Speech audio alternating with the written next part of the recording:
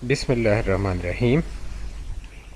Income tax return जब आपने FBR को अपना जमा करवा दिया तो उसको बाद में आपने कहाँ से जाके देखना है कि क्या वो उसके अंदर कोई गलती वगैरह तो नहीं है। तो इसको देखें, इसका मुकम्मल प्रोसेस मैं आपको गाइड करूँगा। गूगल के ऊपर आप लिखें IRIS, तो ये वेबसाइट आएगी एफबीआर की IRIS 2.0। इसको आपने क्लिक कर देना है। तो क्लिक करेंगे, इस तरह से ये ओपन होगी। इसमें रजिस्ट्रेशन नंबर की जगह अपना शनाख्ती कार्ड का नंबर, पासवर्ड की जगह अपना एफबीआर का पासवर्ड डालें। इसको यहाँ से लॉगिन कर लें। लॉगिन करेंगे, यहाँ पे ऊपर आपका नाम आ जाएगा, ठीक है, शनाख्ती कार्ड वाला। और यहाँ से आप कंप्लीटेड टास्क को क्लिक कर दें, ठीक है। और ये जो नीली बार साइड पे नज़र आ रही छोटी सी, इसको आप ऐसे खींचें नीचे, ठीक है। और बेहतर इसको लैपटॉप पे आप खोलें, क्योंकि मोबाइल पे ये समझ नहीं आता, वो बहुत बारीक होता है, तो इस वजह से इसको लैपटॉप पे ही खोलें। ये नीली बार को आप नीचे लेके जाएंगे इस तरह से खींच के, तो ये नीचे आ गई। और अब ये कंप्लीट टास्क खुला हुआ है, इसमें नीचे ग्रीन लाइन आ रही है, इसका मतलब है ये खुला हुआ है। और यहाँ पे ग्रीन हो रहा है रजिस्ट्रेशन। तो रजिस्ट्रेशन हमें रिक्वायर्ड नहीं, हमें चाहिए डेक्लेरेशन। तो आपने डेक्लेरेशन को क्लिक कर देना है। तो डेक्लेरेशन को क्लिक करेंगे तो साथ ही ये आपके तमाम फाइल शुदा रिटर्न, यानी जितने भी रिटर्न आपने एफबीआर को जमा करवाए हुए हैं, वो सारे यहाँ पे सेव होते हैं कंप्लीटेड टास्क के अंदर, डेक्लेरेशन का टैब, ठीक है जी।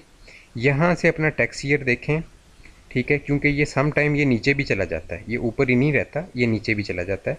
तो सारों को देख लें, उसमें देख लें 2024 वाला कौन सा है, उसको ये साइड पे आई बनी हुई है, इस आई को प्रेस करें तो ये इस तरह से आपके सामने ओपन हो जाएगा। अब इसमें देखें, ये सैलरी वाला रिटर्न था इनका जो फाइल हुआ है, तो इस वजह से वही खुलेगा डेफिनेटली जो फाइल किया गया। अब देखें, इसके अंदर ना आपने टैक्स चार्जेबल पेमेंट में चले जाना, ठीक है। और ये ब्लू बार जो है, इससे आप थोड़ा सा नीचे जाएंगे और टैक्स चार्जेबल पेमेंट में कंप्यूटेशन का टैब है, ठीक है, इसमें आपने डायरेक्टली चले जाना। यहाँ से दो चीज़ें आप देख सकते हैं, एक अपनी इनकम और एक अपने टैक्सेस, ठीक है, जो आपने अदा किए हैं या जो आपके ऊपर वाजिबुल अदा थे, ठीक है। इनकम की यहाँ पे 3 कैटेगरीज होती हैं, मैं ज़्यादा डीप नहीं जाऊँगा, आम आदमी के लिए मैं वीडियो बना रहा हूँ। तो देखें, ये टोटल अमाउंट वाला कॉलम जो है, इसको देख लें, तो आप रफली यहाँ से आइडिया आपको हो जाएगा कि आपकी कोई इनकम उसने मिस तो नहीं कर दी, ठीक है। जैसे यहाँ पे अगर आप देखें तो सबसे ऊपर इनकम फ्रॉम सैलरी था, ठीक है, फिर इनकम फ्रॉम अदर सोर्सेज है, ठीक है, उसके बाद foreign income, agricultural income, total income, ठीक है जी, यानी टोटल हो गई सबकी। और उसके बाद जनाब डिडक्टिबल अलाउंसेस, ठीक है। अब यहाँ पे जब टोटल होगा तो ये वाला कॉलम अलग टोटल होगा, ये वाला अलग टोटल होगा, ठीक है। इसके आगे 2 डिवीजन इन्होंने कर दी हुई है। तो अच्छा, अब आपकी टैक्सेबल इनकम कितनी थी? ये टैक्सेबल इनकम थी, टैक्स चार्जेबल था 1,20,580 रुपये आपके ऊपर, यानी टैक्स कितना आपके ऊपर बनता था। अब ये अगेन इन्होंने टैक्सेस को भी 2 डिवीजन में डिवाइड किया, जो कि एक जो प्रोफेशनल है वो इसको समझ सकता है, ठीक है। मेन आपने देखना है 9200 कोड देखना है कि कितना टैक्स आप पे बनता था, ठीक है, ये वाला कोड। और इसके बाद आप नीचे चले जाएंगे तो यहाँ पे अदाशुदा टैक्स आपका आ रहा है, विद होल्डिंग टैक्स 1,20,580, पूरा जितना बनता था उतना ही काटा गया है, ठीक है। इसकी वजह ये है कि जो भी आपकी सैलरी वाली होते हैं या बैंक वाले होते हैं, वहाँ पे उनके पास चार्टर्ड अकाउंटेंट होते हैं, यानी ऐसी इनकम जिस पे पहले टैक्स कट जाता है। तो चार्टर्ड अकाउंटेंट होते हैं, उनको किसी किस्म की कोई शक व शुबा नहीं होता। वो जो बड़ी ऑर्गेनाइजेशन हैं सारी, वो सही टैक्स काटती हैं, उसमें कोई ऐसा चक्कर नहीं होता कि उन्होंने कम काटा है, ज़्यादा काटा है, वो हमें गलती लग रही होती है, ठीक है। अच्छा, ये आप यहाँ से देख सकते हैं, ये फिर ये टैक्स आपका कटा, तो उतना जितना बनता था उतना एग्जैक्टली उतनी अमाउंट कट गई। अच्छा, अब दूसरी चीज़ आपने क्या करनी है, बहुत इंपॉर्टेंट चीज़ है, वेल्थ स्टेटमेंट को लोग जो है वो देखते नहीं हैं। अच्छा, इसका पीडीएफ लोग देखते हैं ज़्यादा ना, कॉमन पाकिस्तान में चलता है, पीडीएफ कॉपी निकाल के देता है आपको जो बंदा रिटर्न फाइल करता है। वो पीडीएफ फाइल में तो वो एंट्रियाँ आती ही नहीं हैं जो वो उसने की नहीं है, ठीक है। मैंने खुद पीडीएफ फाइल 1-2 दफ़ा देखी है, तो पीडीएफ फाइल में तो वो एंट्रियाँ ही मिस होती हैं, यानी जो मिस हो गई एंट्री वो वहाँ पे उसने स्किप कर देनी है। तो वो मेरा नहीं ख्याल कि वो एक प्रॉपर सोर्स है ऑडिट के लिए। तो आप यहाँ से इसको खोलें, जो मैंने आपको तरीका गाइड किया, वेल्थ स्टेटमेंट को खोलें। वेल्थ स्टेटमेंट में देखें पर्सनल एसेट्स लायबिलिटी और रिकॉन्सिलिएशन ऑफ नेट एसेट्स, ठीक है। ये दो टैब आपने बड़े ध्यान से देखने हैं, ठीक है।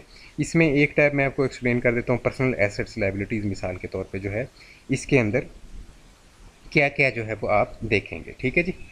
तो हम चलते हैं जनाब, इसको आपने क्लिक कर देना, ये ओपन हो जाएगा, ठीक है जी। ये अब इंफॉर्मेशन कस्टमर की मैंने कुछ हाइड की है, ताहम इसको ब्रीफली एक्सप्लेन मैं कर देता हूँ। देखें 7001 कोड है, एग्रीकल्चरल प्रॉपर्टी का है, यहाँ से चेक कर लें आपकी प्रॉपर्टी सही डली हुई है। विरासती प्रॉपर्टी थी, इस वजह से ज़ीरो पे उन्होंने डाली हुई है, पुरानी ज़ीरो पे चल रही है। अच्छा जी, इसके बाद जनाब ये आगे 7002 कोड है, ठीक है जी। Commercial, industrial, residential property, non business, ठीक है। यहाँ से एक एक कोड को एहतियात से चेक करें, क्योंकि यहाँ पे कोई चीज़ मिसिंग नहीं है।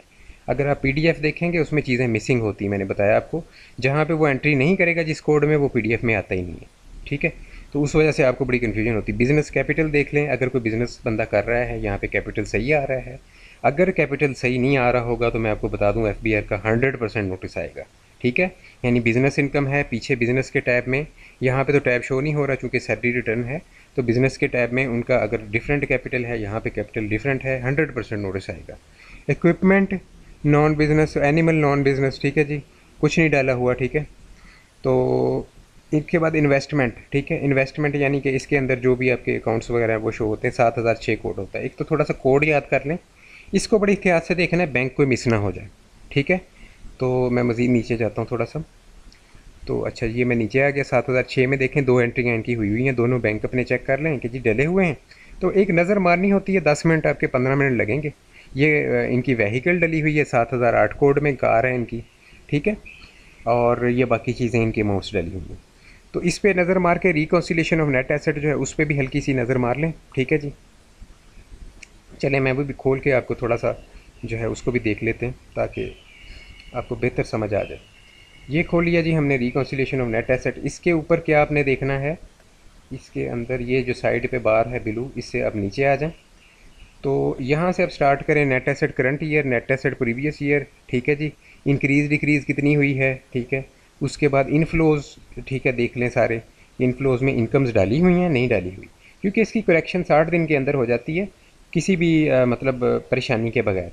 तो जब आप रिटर्न फाइल करते हैं उसके 60 दिन के अंदर इसकी करेक्शन करवा लिया करें। ये चेक कर लें यहाँ पे इनकम मिसिंग है तो ये बड़ी परेशानी की बात है, इसकी करेक्शन फौरी करवा लें, ठीक है। अच्छा, बाकी कोई और आपका यहाँ पे है, कोई फॉरेन रिमिटेंस है, इनहेरिटेंस है, गिफ्ट है, ठीक है जी, गेन है अदर देन इमूवेबल प्रॉपर्टी, ठीक है, या अदर कोई आपका इनफ्लो है, तो वो सारे यहाँ पे आएंगे। इनफ्लो से मुराद ये है कि जो आपके पास चीज़ें आई, ठीक है, और आउटफ्लो से मुराद ये है कि जो आपसे चीज़ें गईं, ठीक है। आउटफ्लो का टैब है जी, इसके अंदर एक्सपेंसेस हैं, गिफ्ट है किसी को दिया है, अगर लॉस है डिस्पोजल ऑफ एसेट पे अगर हुआ है, एडजस्टमेंट इन आउटफ्लोज। अच्छा, इसमें भी आपने ऐसे नहीं है कि जो दिल किया वो डाल देना, इसको बड़ा कानूनी तौर पे हर चीज़ के ऊपर पूरा एक पीछे बैक एंड पे कानून है, ठीक है। कानून लोग पढ़ते नहीं हैं, वैसे ही इसकी एंट्रियाँ खड़का देते हैं, फिर बाद में वो परेशान होते हैं, ठीक है। तो इसको नॉलेज के बगैर इसकी आपने कोशिश नहीं करनी इसको खुद से करने की, ठीक है, क्योंकि उसमें फिर बाद में आपका बहुत ज़्यादा लाखों में नुकसान होगा। तो अगर नॉलेज है, ठीक है, आपने टैक्स लॉ पढ़ा हुआ है तो आप ज़रूर करें, बट ज़्यादातर पाकिस्तान में 99% लोगों को टैक्स लॉ का पता नहीं है, ठीक है। इसके बाद जनाब अनरिकनसाइल्ड अमाउंट ज़ीरो है, डेफिनेटली रेजिडेंट की ज़ीरो होती है तभी रिटर्न फाइल होता है। और ये एक टैब है, ये भी लोग ज़्यादा छोड़ देते हैं, सोल्ड ट्रांसफर्ड एसेट जो है वो यहाँ पे हम एंटर करते हैं। तो ये जनाब मुकम्मल डिटेल है, इसको बड़े अच्छी तरह से एहतियात से यहाँ से चेक करें, ठीक है जी। और अगर इसमें मैंने बताया कोई प्रॉब्लम हो अपने इनकम टैक्स कंसल्टेंट को कहें, 60 दिन के अंदर रिटर्न फाइलिंग के बाद आप इसकी करेक्शन कर सकते हैं, करेक्शन करें और इसको जो है मतलब आपको फिर नोटिस से बच जाएंगे आप, ठीक है जी।